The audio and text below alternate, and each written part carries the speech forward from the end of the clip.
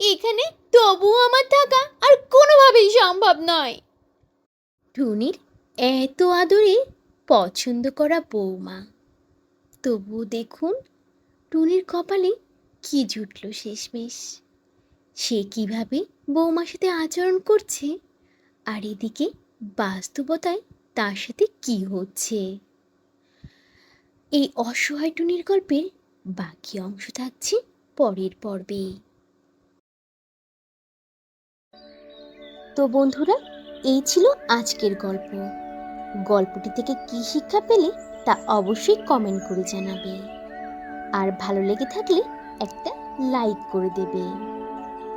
আর এখনো যদি চ্যানেলটি সাবস্ক্রাইব না করে থাকো, তাহলে এখনই লাল রঙের বাটনটি চেপে চ্যানেলটিকে সাবস্ক্রাইব করে দাও, আর অল দিয়ে নোটিফিকেশন প্রেস করে রাখো।